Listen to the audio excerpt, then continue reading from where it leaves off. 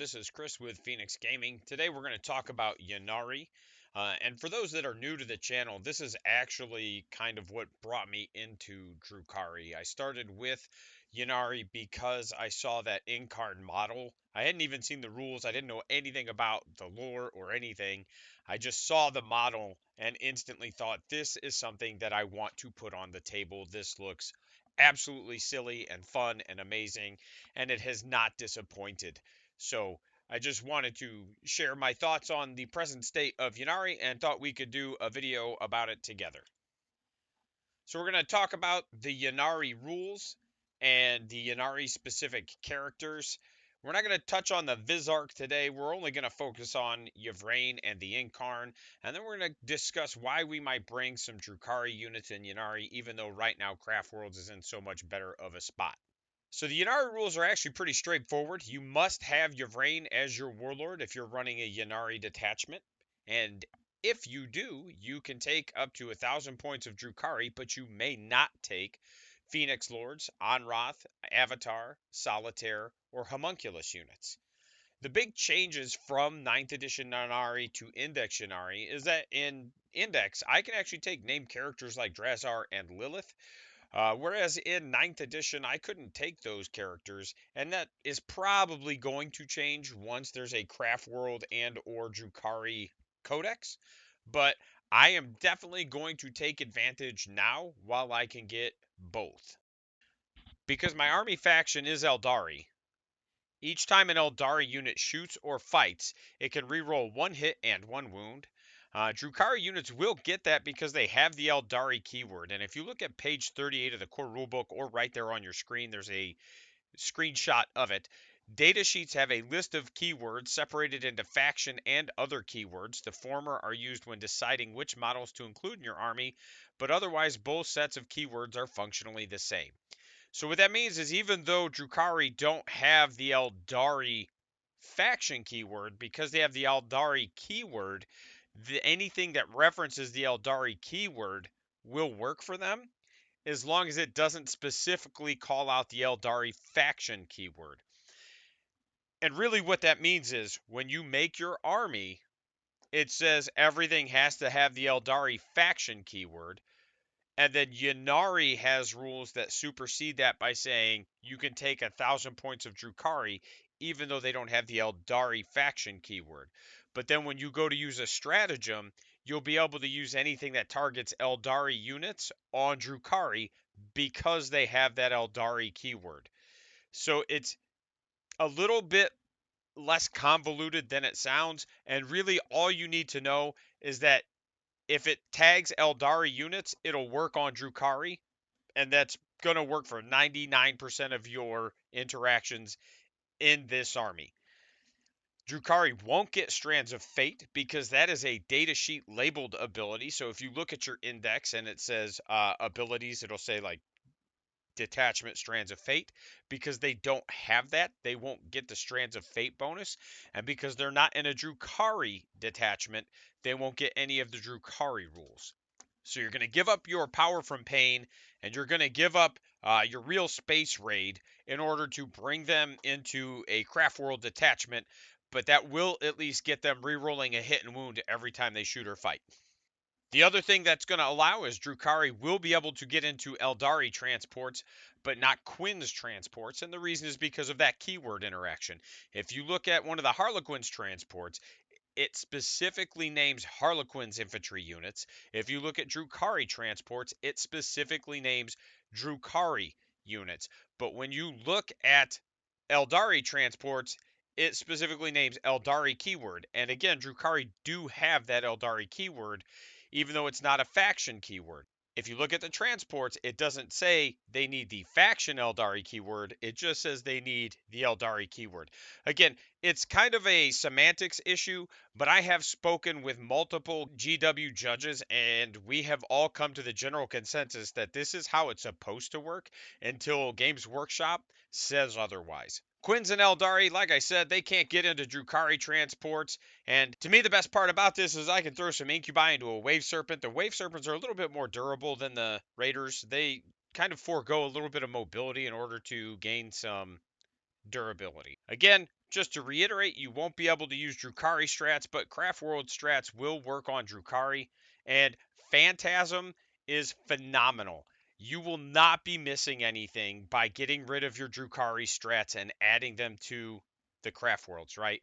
Like the fact that I could Phantasm a unit is amazing. And that's the type of strat that I really would have thought Drukhari could have or should have had, but they don't. So we're going to start off by looking at Yvraine. I've not really ever put her on the table. She never really caught my eye as a model nor as a rules source, right? Like I've looked at her data sheet and I've never thought, wow, she's super cool. And I've never looked at her model and thought the same thing like I have the Yncarne. But she actually looks pretty solid. Her Storm of Whispers is anti-infantry, 2 plus, devastating wounds. So she's just got a mortal wound gun that's going to do a lot of damage to infantry. Sorry for you guys if you're bringing infantry. She's going to not feel good to you. And then her melee is actually pretty solid also with 5 attacks at strength 4, -3, 2 damage. Again, it's going to be much more efficient into infantry than it will be into anything else. But I really feel like that's kind of the state of 10th right now, is that a lot of infantry melee is going to be better into infantry than vehicles and monsters, with a few exceptions. You know, like the kill sauce for orcs are decent into higher toughness things.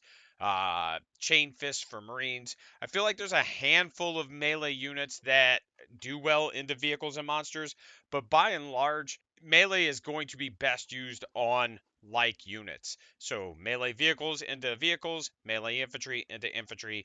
You will be able to do it the other way around. It's just going to be a little bit better that way. In addition, we look over at her abilities. She can deep strike. She is a leader. She does have Strands of Fate. While she is leading a unit, they get a 5-up Feel No Pain. And then on a 2-up in your command phase, you can put a D3 bodyguard models back into that unit. This is actually really good, and it will give a unit of elves a durability that generally elves just don't have.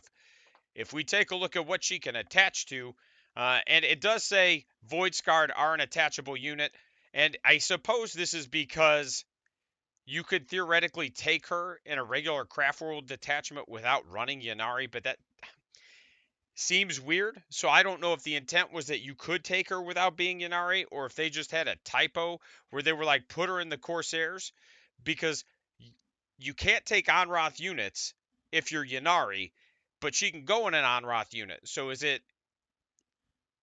It's just one of those where what's the intention here? We do need some clarification. Hopefully that comes out pretty soon. And again, it's probably just if you want to run Craft Worlds without running Ynnari, you can, and that way you can put her in your army without making her the warlord. But I just found that very interesting. It does need to me some sort of clarification. I would probably put her either into Storm Guardians or Witches. Forgive the typo on the screen. I just happened to catch that. That says Witches. You're welcome for that. But yeah, she go. I would probably put her in Storm Guardians or Witches. They're relatively cheap. The Storm Guardians, you can give a 5-up invuln, so they'll have a 5-up, 5-up, and you'll be able to replenish a D3 a turn. And that actually becomes a pretty rugged 10 wound soak before you get to her, especially because she can put some back. And I've run multiple games with Rax now, and I'm telling you, having an invuln and a feel no pain, even for like a low toughness body, will keep them on the table a lot longer than they should. And then the other thing is witches will have a 6-up, but they'll have a 4-up in melee with a 5-up feel no pain. So if you can get them stuck in, they could actually tar pit a unit pretty well, which is a pretty interesting thing from witches. And then I would also consider troops, but they're a little bit more pricey, but they have a 4-up invuln all the time and a 5-up feel no pain, and they have better melee and +1 to wound on the charge. So the Harlequin's troops are also a pretty solid target to just throw her in. And any 3 of those is going to be good. Now, don't get me wrong, you can't just plant them in the middle of the board and be like, ha, you can't kill me, because obviously they will die. But what I'm saying is if you position them well and you play them properly, they're going to stick around a little longer than you think. And that's probably where I would put her, is like I said, into Guardians or Witches, just because they're cheap. They have an invuln. You could give them the feel no pain, and it just depends on what it is you want to do with them.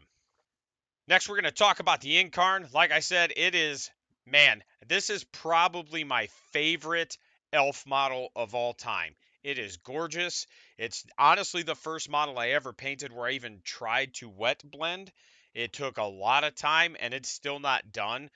I'm not a great hobbyist. Like, I'm an average painter at best. And this was the first time where I was like, I'm going to wet blend this. We're not going to dry brush it. We're going to, like, do this, really push myself to learn some new techniques. And she might not look amazing to you, but from my perspective, it's probably the best model I've ever painted, honestly. Just because there's a lot of techniques there that I just don't normally use. Now, her ranged weapons, or his, or its, whatever you wanna, however you want it, it is Torrent, Ignore Cover, and Psychic. It's Strength 7, Neg 1, D3 damage with a D6 plus 3 attacks. So it's still a flamer. It doesn't auto hit everything within range anymore, which is super fair. That was a little rough, but it's still really good, right? You're getting 4 to 9 shots out of it. So that's not bad. And at strength 7, neg 1, d3 damage, it's going to do pretty good work into a lot of things, especially because it ignores cover. And then the melee is really what's the bee's knees here. The chops are going to be 12, neg 4, d6 plus 1. And then the sweeps are going to be strength 6, neg 4, 1 damage. So they're going to go straight through on a marine. And she does have strands of fate, so you can use those fate dice if you need to. In addition, she still has inevitable death once per phase if this model is on the battlefield. When another unit is destroyed just after removing the last model in that unit, you can remove her from the battlefield and set it up as close as possible to where the destroyed model was and not within engagement range of enemy models. And then she has all incoming damage with a 4-up invuln and a 2-up save. So the big takeaways there are she can only teleport once per phase now instead of as many times as you want. But she can charge, you can use the heroic intervention strat on her, you can shoot, you can do whatever you want to after she teleports. There's no more like once you bounce her, that's it. Now she can shoot a unit off the table, or you can shoot a unit off the table and bounce her, and then charge with her, etc. If you've got a unit like Reavers, you can bounce her in the movement phase. If you fly over it, do mortals, and kill it in the movement phase. If you shoot it off the table, you'll be able to bounce her. If there's a lot of ways you can still manipulate her, and it just says when a unit is destroyed, so it doesn't matter how or why it's destroyed, you can just teleport her. So you're going to have ways to get her out of the way. You can phantasm her if you need to move her back in your opponent's turn. Like, there's just a lot of good interactions with her or some of the other models in this army. It's going to take me probably 2 or 3 games to get back into the swing of putting her on the table, but man, she just looks like a ton of fun for me. And that's what I'm here for. I'm here for my amusement. I'm not here for yours. I'm not a clown. She doesn't deep strike anymore, so that's, I understand why. Again, we've got the interactions that we have, so she's got to start on the table unless you put her in strat reserve. But again, the other thing too is that within 1 inch of the last model is removed, so she can bounce pretty much anywhere. You can't choke me out of teleporting her. If you surround me and then my unit dies, if she can't fit, I just get to put her as close as I can. And I'm telling you, she's going to be a wild time. And it's going to be a fun next couple weeks while I iron her out. So the real big question is why would you bring Drukhari into Ynnari? Right now, Craftworlds are looking very good. Drukhari is not looking very good. And I would say that the big reason is that Drukhari still have some solid options that can give you a lot of flexibility. Incubi and Drazar, still very good. Despite what people have said on the internet, they're still very good. I've had Incubi and Drazar destroy vehicles, delete whole squads of Necron warriors. They have done exactly what they're supposed to do. I have not had any issues with them at all. Now, Bladestorm can make Kabalite shooting a bit more punchy. What Bladestorm does is critical wounds do bonus AP for shooting. So you could have like your Dark Lance, if you get a 6 for that, will be neg 4. Your Splinter Rifles will go to neg 1. Your Splinter Cannon could go to neg 2. The Splinter Cannon is anti-infantry.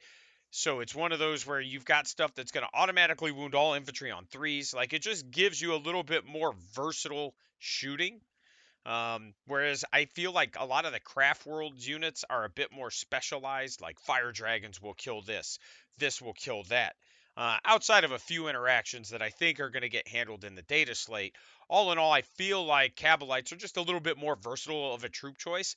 You can also break those squads up with Venoms, and then that'll give you small 5-man teams that you can kind of throw around that you just also don't normally have access to outside of Rangers. Doom can make witches with Lilith feel real good because Doom's going to give them +1 to wound if you slap it on a target. Lilith is going to make those witches strength 4, neg 2, so you could send her into them.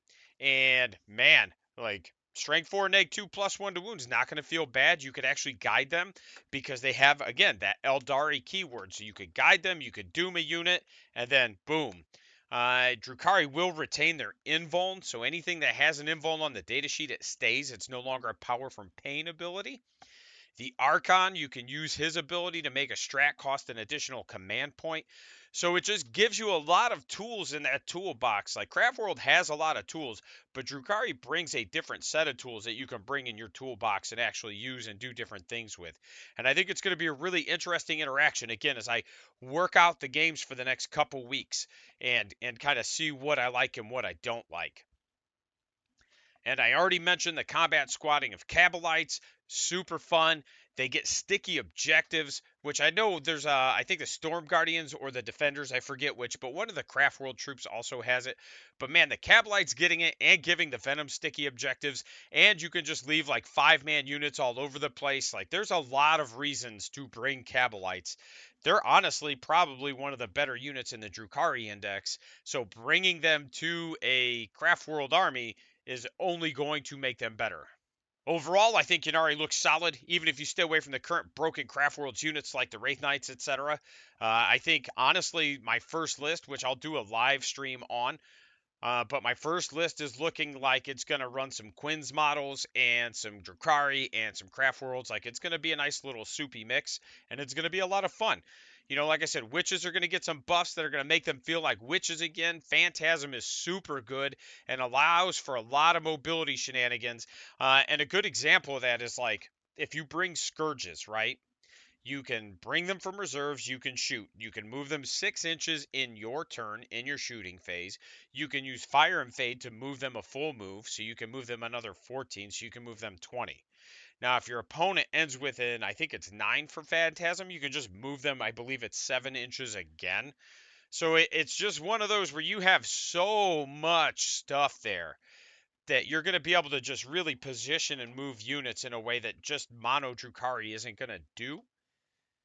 And the Craft World strats and some of the unit buffs that they give out are just going to help shore up some of those weaknesses. And like I said, losing Drukhari strats but gaining Craft World strats is actually just kind of better overall for the most part. Upcoming videos, we are going to do a Ynnari list preview. That's probably going to be live. If I can, I'll do it today. If I don't do it today, which today is Monday for those that are watching, it's the 3rd of July. We're going to do a Homunculus Coven overview at some point this week or next, and a Thursday live stream, which will be this Thursday. It's either going to be Ynnari and Nids, or I might be playing against Orcs. It just depends. I got a buddy who's hopefully coming to stream. The War Boss John, we all know him, we all love him, and hopefully he brings his orcs. We'll see. And then I've got some orc videos on deck that I'll be working on also. And we're gonna make sure we touch on the winners and losers of that index a little bit more as well. Big shout out to my immortals, Captain Too Tall, the real Donnie G, Lord Wellingstone, and Daniel Bodecker. Thank you guys. Your support is amazing and it does help me out a lot. And thanks for watching. Links on the screen, links in the description, and a very happy 4th of July to everybody. Thank you.